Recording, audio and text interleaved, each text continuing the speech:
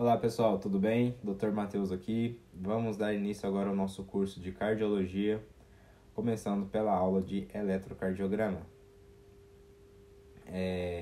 O eletrocardiograma ele registra os sinais elétricos produzidos pelo coração durante cada batimento cardíaco e os representa graficamente em um papel ou em uma tela de um computador, né? Hoje em dia até de celular. Esses gráficos fornecem informações vitais sobre a função cardíaca e podem indicar várias condições cardíacas subjacentes. Antes de entender como que os gráficos do eletrocardiograma podem indicar uma condição cardíaca, é importante entender a anatomia básica do coração e o processo de condução elétrica que ocorre ali. O coração ele é composto por 4 câmaras principais: os átrios superiores e os ventrículos inferiores. O músculo cardíaco é composto por células especializadas que têm a capacidade de gerar impulsos elétricos. E a atividade elétrica do coração ela é controlada por um grupo de células conhecido como nó sinoatrial, localizado no átrio direito. Esse nó age como um marca-passo natural do coração, gerando um impulso elétrico que se propaga através do coração, fazendo com que ele se contraia, ok? Até aí tudo bem? O impulso elétrico viaja do nó sinoatrial para o nó atrioventricular, localizado entre os átrios e os ventrículos, e depois se espalha pelos ventrículos. O eletrocardiograma ele registra essa atividade elétrica do coração por meio dos eletrodos colocados na pele do paciente. Os eletrodos detectam a diferença de potencial elétrico gerado pelas células cardíacas durante a despolarização e a repolarização. Esses sinais elétricos são amplificados e registrados como ondas no eletrocardiograma. Existem vários componentes importantes no gráfico do eletrocardiograma. A onda P ela representa a despolarização dos átrios, ou seja, a contração das câmaras superiores do coração. O intervalo PR representa o tempo de condução do impulso elétrico do nó sinoatrial para os ventrículos, incluindo o tempo de atraso no nó atrioventricular, a onda QRS, entendeu? Representando a despolarização dos ventrículos, ou seja, a contração das câmaras inferiores do coração. A onda T representa a repolarização dos ventrículos, ou seja, um momento em que as câmaras se preparam para a próxima contração. Ok? Agora vamos lá. O intervalo PR prolongado.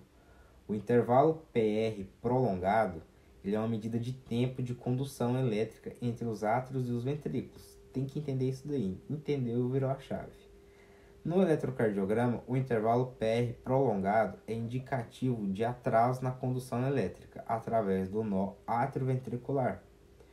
Pode ser causado aí por um bloqueio de primeiro grau, por um bloqueio de ramo, por uma doença do nó sinusal ou outras condições cardíacas subjacentes.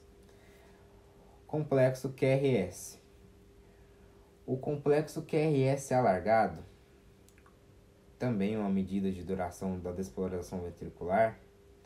O complexo QRS alargado ele pode indicar um atraso ou um bloqueio na condução elétrica nos ventrículos, que pode estar associado a condições como bloqueio de ramo, taquicardia ventricular, pré-excitação ventricular ou outras anomalias na condução ventricular.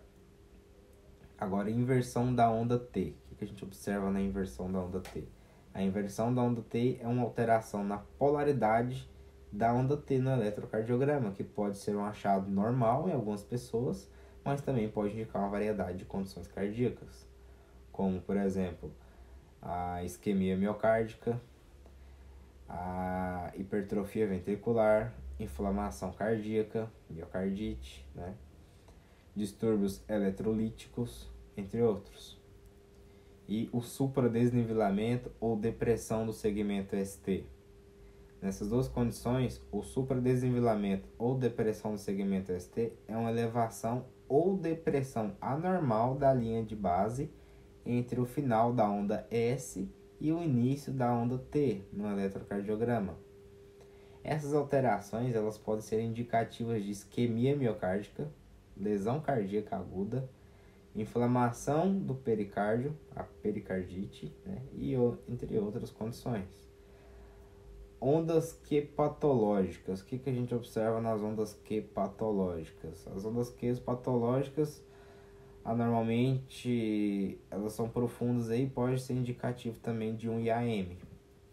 Agora vamos entrar nas arritmias. As arritmias do eletrocardiograma podem revelar arritmias como fibrilação atrial, que seria onda P's irregulares, ou taquicardia ventricular, que é RS alargado e anormal. Agora o infarto. O que a gente vai observar no infarto agudo do miocárdio, que pode ser identificado no eletrocardiograma pela presença de elevação, né, do segmento ST, indicando aí uma falta de fluxo sanguíneo para uma parte do músculo cardíaco. Mais à frente eu vou falar um pouco mais do IAM. Nos bloqueios cardíacos. Um bloqueio cardíaco ele é observado no eletrocardiograma quando há um atraso ou uma interrupção na condução elétrica entre os átrios e os ventrículos. Existem aí diferentes tipos de bloqueios cardíacos, como o bloqueio atrioventricular de primeiro grau, bloqueio de segundo grau e o bloqueio de terceiro grau.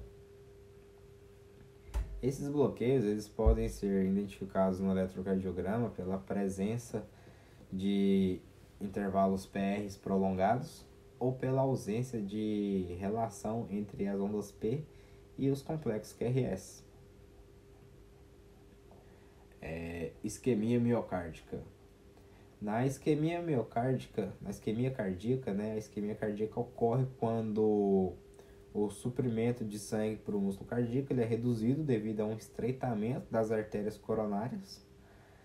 E no eletrocardiograma, a isquemia cardíaca pode ser identificada por mudanças no segmento ST. A depressão do segmento ST pode indicar uma isquemia subendocárdica, enquanto que a elevação do segmento ST pode indicar uma isquemia transmural. Entendeu? Hipertrofia cardíaca. A hipertrofia cardíaca é o aumento anormal do músculo cardíaco, geralmente devido a uma condição subjacente, como hipertensão arterial ou uma doença valvar.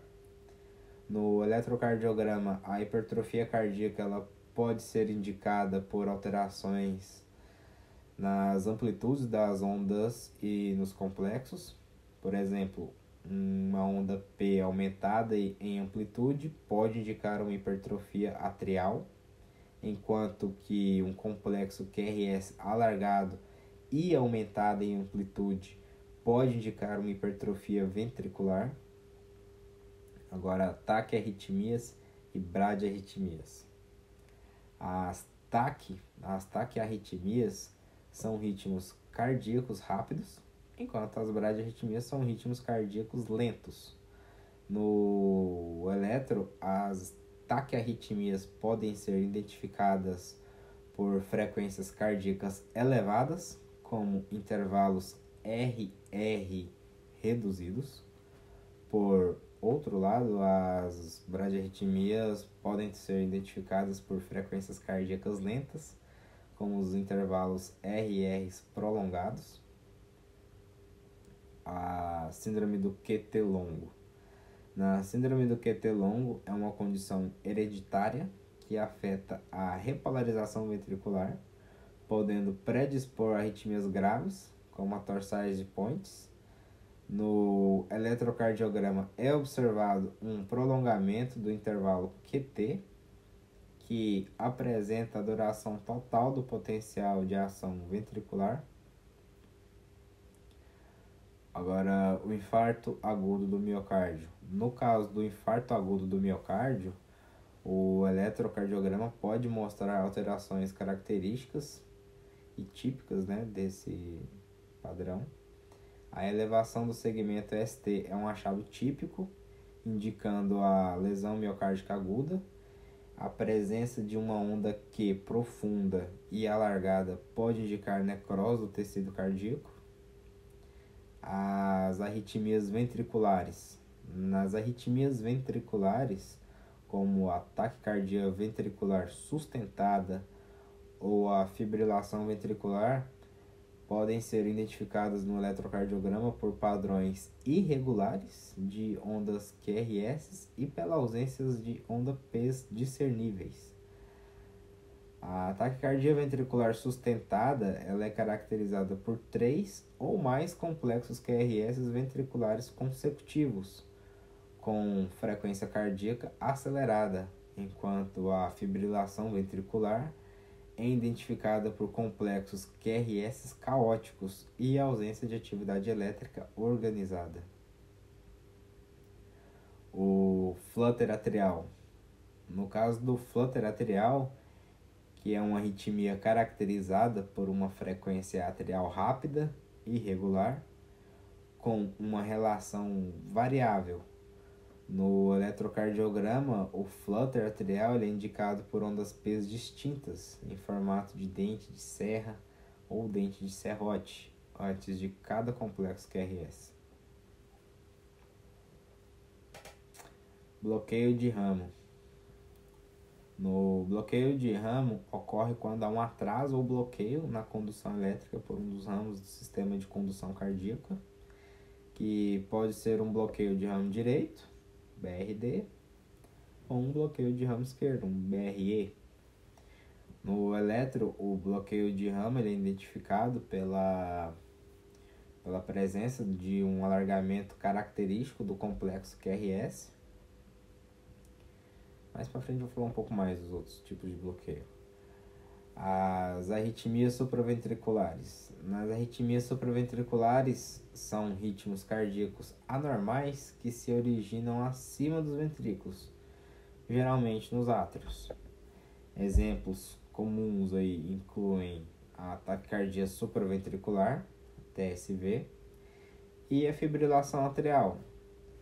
No eletro, a TSV ela é identificada por uma frequência cardíaca rápida e regular, com complexos QRS bem estreitinhos. Já a fibrilação ventricular é caracterizada pela ausência de ondas P discerníveis e por complexos QRS irregulares. As bradicardias, quer dizer, as bradiarritmias, né? As bradiarritmias são ritmos cardíacos anormalmente lentos, né? Um exemplo comum é a bradicardia sinusal, que é uma diminuição da frequência cardíaca normal, né? No eletrocardiograma, a bradicardia sinusal ela é caracterizada por uma frequência cardíaca abaixo de 60 batimentos por minuto, com complexos QRS normais. E a síndrome de Wolff-Parkinson-White, na WPW, é uma condição em que existe uma via elétrica adicional no coração, chamada de via acessória. Essa via pode causar um circuito elétrico anormal, levando a episódios de taquicardia. No eletrocardiograma, a síndrome de Wolff-Parkinson-White pode ser identificada por uma onda delta antes do complexo QRS, que representa a ativação precoce dos ventrículos através de uma via acessória. Agora, a pericardite. Na pericardite, que é uma inflamação do pericárdio, a membrana que envolve o coração. No eletrocardiograma, a pericardite pode ser indicada por uma elevação do segmento ST em várias derivações, seguida de inversão das ondas T. Esses achados aí são conhecidos como supradesenvolvimento de ST difuso. Da miocardite. A miocardite é uma inflamação do músculo cardíaco. No eletrocardiograma, a miocardite pode ser indicada por alterações inespecíficas, como supradesnivelamento ou infradesnivelamento do segmento ST, alterações das ondas T e presença de bloqueios cardíacos. A síndrome de Brugada. A síndrome de Brugada é uma condição genética que afeta os canais de sódio do coração, predispondo a arritmias ventriculares potencialmente fatais. No eletrocardiograma, a síndrome de Brugada ela pode ser indicada por um padrão característico, como padrão do tipo 1, que consiste em um supradesenvolvimento do segmento ST nas derivações de V1 a V3, seguindo de inversões das ondas T. Síndrome do QT curto. A síndrome do QT curto é uma condição hereditária rara que envolve uma repolarização ventricular acelerada.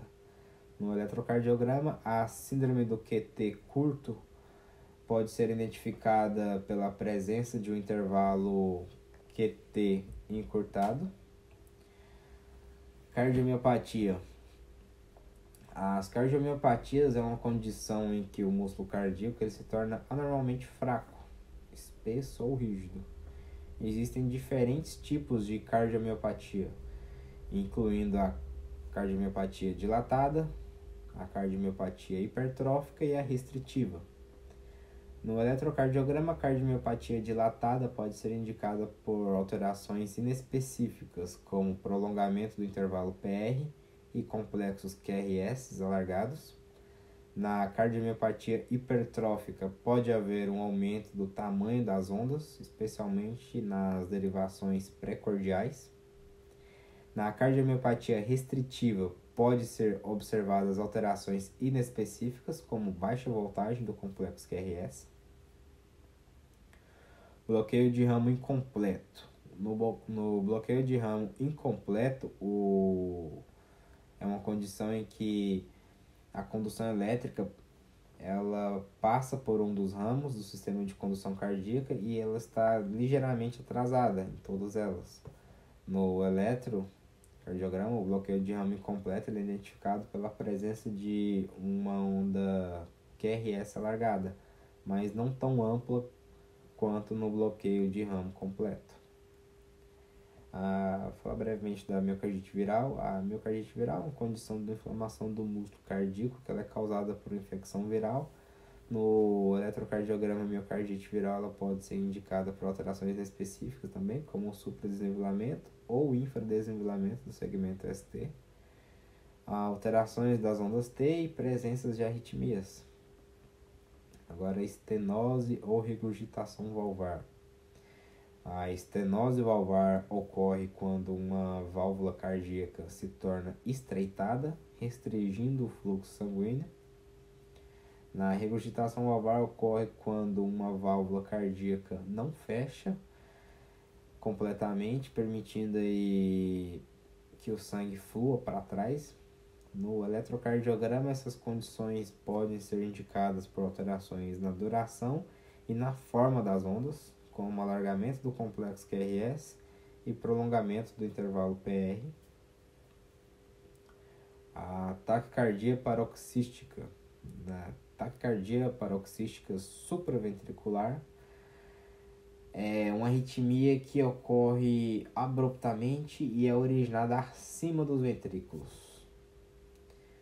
No eletrocardiograma, a taquicardia paroxística supraventricular pode ser indicada por uma frequência cardíaca rápida, irregular, com complexos QRS estreitos e ausências de ondas P distintas. Síndrome do coração direito hipertrofiado. Na síndrome do coração direito hipertrofiado, ela é caracterizada pelo aumento da massa muscular do ventrículo direito. No eletrocardiograma, pode ser indicada aí por uma onda R aumentada em amplitude nas derivações de V1 a V3, com a onda S mais profunda. Síndrome do coração esquerdo hipertrofiado. Na síndrome do coração esquerdo hipertrofiado, ocorre quando o ventrículo esquerdo apresenta um aumento da massa muscular. No eletrocardiograma, pode ser indicada por um complexo QRS alargado e um aumento na amplitude na onda R, nas derivações laterais, em D1, AVL, V5 e V6. Além disso, pode haver um desvio também do eixo elétrico para a esquerda. A hipercalemia. Na hipercalemia, que é uma condição em que há um nível elevado de potássio no sangue, no eletrocardiograma pode ser indicada por alterações nos segmentos ST e ondas T, como ondas T picudas e estreitas, alargamento do intervalo PR e alargamento do complexo QRS. Essa é fácil, galera. Agora, hipocalemia, que também é bem fácil. A hipocalemia é uma condição que há um nível baixo de potássio no sangue. No eletrocardiograma pode ser indicada por alterações nos segmentos ST e ondas T, como ondas T achatadas, prolongamento do intervalo PR e aparecimento de onda azul. Falamos um pouco do infarto agudo do miocárdio, que no caso do infarto no eletro ele pode mostrar alterações características, né? Os achados típicos aí indicando a lesão miocárdica aguda, que essa lesão geralmente ocorre nas derivações que correspondem à área do coração afetada pelo infarto. A presença de uma onda Q profunda e alargada pode ser sugestivo de necrose do tecido cardíaco. A isquemia cardíaca. Na isquemia cardíaca ocorre quando o suprimento de sangue para o músculo cardíaco ele é reduzido, geralmente devido a um estreitamento das artérias coronárias. No eletro, a isquemia cardíaca ela pode ser indicada por alterações do segmento ST e depressão do segmento ST. Pode indicar aí uma isquemia subendocárdica, enquanto que a elevação do segmento ST pode indicar uma isquemia transmural.